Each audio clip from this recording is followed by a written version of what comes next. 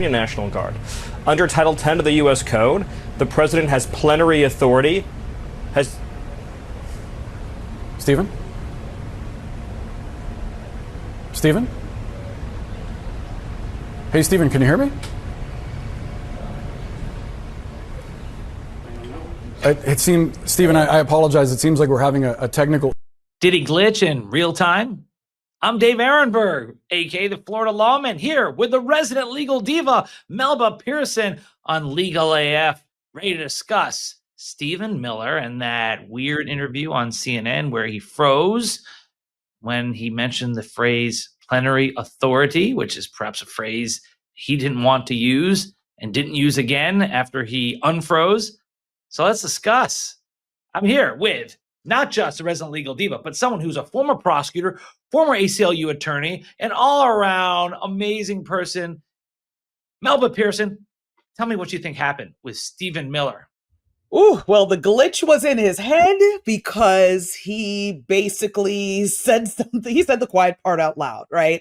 And he's probably said something that was supposed to be his inside voice. It's probably a discussion that he and other members of the presidential administration, this was an ongoing discussion about plenary authority. How can we make sure that the president has power over all things, which is basically what plenary authority is. So kind of scary, because if that's the path we're going, that is the direct line to living life like we were in Russia or China, right? Because, and I don't say this flippantly, this is literally, it means all the power would be centralized within the president alone with no checks or balances whatsoever.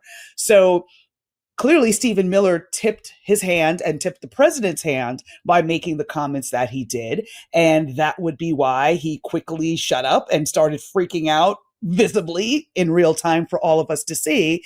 And interestingly enough, that aspect, that comment, was edited out of the final that was uploaded by CNN. Very curious, Dave. Very, very curious. Very curious, but the conspiracy theories have been running rampant, and CNN did explain afterwards that this is kind of normal because apparently in the middle of the interview, according to CNN, that Stephen Miller had someone talking in his ear, and then he stopped because he was hearing what CNN calls a technical error, an audio feed from a different CNN channel that began playing in Miller's ear.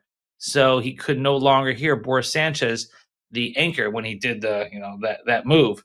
And so the problem, according to the New York Times, was fixed during the commercial break, and Mr. Miller appeared unbothered by the interruption. Later on X, he promoted clips from the interview and reposted praise from Benny Johnson, a right-wing podcaster, who said that Mr. Miller had absolutely eviscerated CNN, because after all, isn't that what it's all about now? It's about owning the libs. Well, in this case, though, and we saw it for ourselves, it looked like something really weird was happening. Like he kept saying hello, and he did seem to glitch after, of all phrases, this what made it so compelling, the phrase plenary authority, which is a phrase that pretty much means the president can do what he wants, when he wants.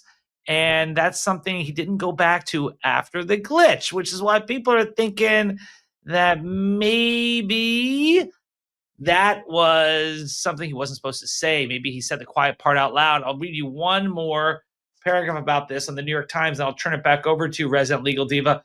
Plenary authority is a legal term that effectively means limitless power. The Trump administration has invoked the term at least once before in a legal argument as to why the president should be allowed to rapidly deport Venezuelan migrants under the Alien Enemies Act. A federal appeals court ruled against the administration in that case last month.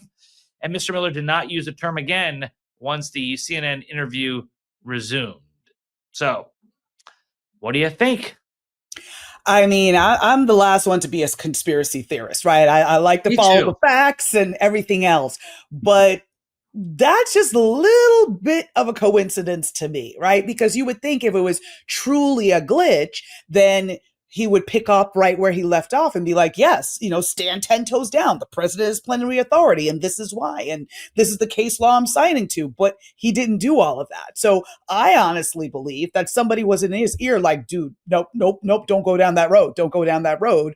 Because again, the president has been floating the use of the Insurrection Act. He's been trying to talk about all these different ways to be able to send troops into American cities, most notably Democratic cities. And he's getting pushback. Obviously, there was a lawsuit in California, there's a lawsuit in Oregon and Illinois. So all of these cities are standing up and being like, we don't need federal troops here. We're just fine. If there's an issue, we'll call you and let you know. Or, by the way, maybe in the instance, let's say, of Portland, the governor was like, hey, if you want to send help to deal with the rampant homelessness or unhoused people that we deal with on a day-to-day basis, come help us with that, right? But we don't need anyone to help quell protests when it's literally 10 people standing outside the ICE headquarters peaceably with, an oat milk latte in one hand and a sign in the other. Like, there's no riots or anything like that going on. So he's been using this language of insurrectionists and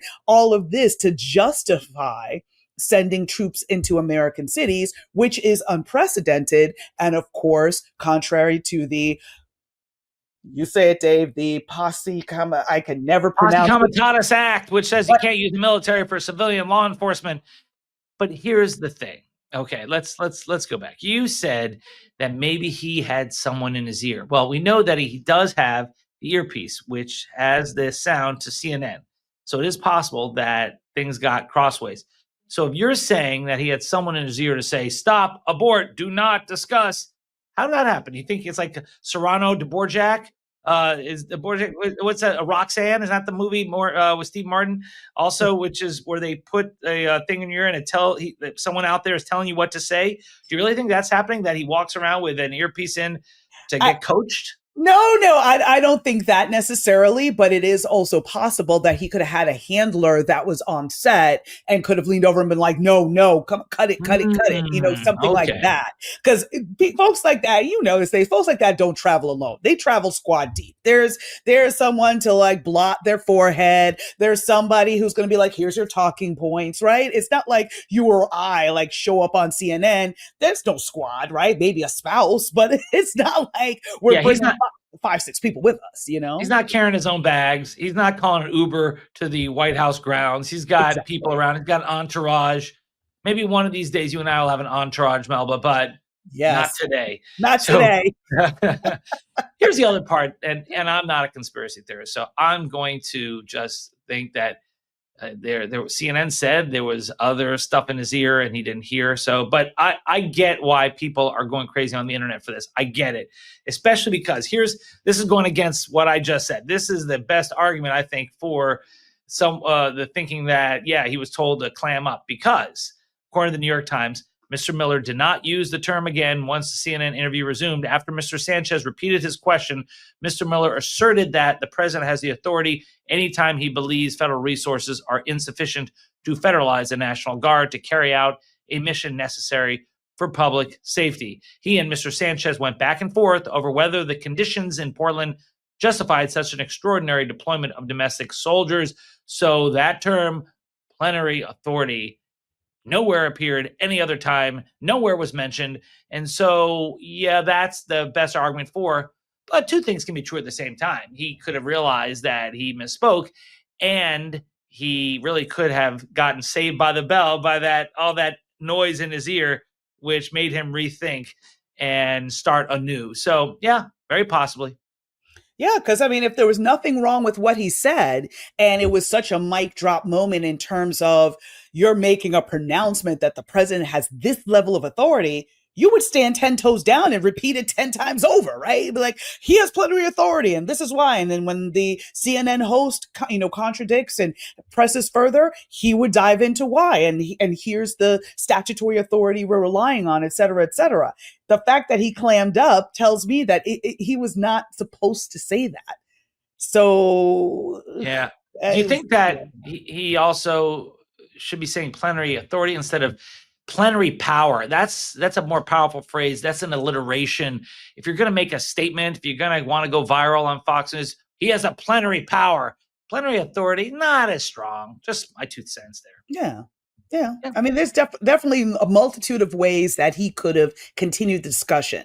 The fact that it stopped right then and there tells me he said something. He was talking out of school. You think he was taken to the woodshed afterwards? Well, how much woodshedding really does happen in this administration? 0. I mean, I think the woodshed means you get appointed UN ambassador. I think that's what happened to the last guy who got the woodshed, Mike Waltz. Exactly. Yeah. Not a bad way to land. That's the Resident Legal Diva. Now you see why she's so special. I'm Dave Aronberg, a.k.a. the Florida Lawman. Melba Pearson, thank you for joining me today. And thank you for watching us here on Legal AF, where we meet at the intersection of law and politics. And if you haven't done so already, hit that subscribe button. What are you waiting for? Hit that subscribe button. Let's keep. Oh yeah, there. It's right there, Melba. I think it's right there. Right. Okay. right there. Right there. Yeah, exactly. Right there. Let's keep these videos coming, and we'll see you next time.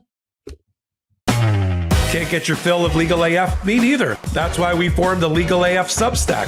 Every time we mention something in a hot take, whether it's a court filing or a oral argument, come over to the Substack. You'll find the court filing and the oral argument there, including a daily roundup that I do called, wait for it, Morning AF. What else? All the other contributors from Legal AF are there as well. We got some new reporting. We got interviews. We got ad-free versions of the podcast and hot takes. Where? Legal AF on Substack. Come over now to free subscribe.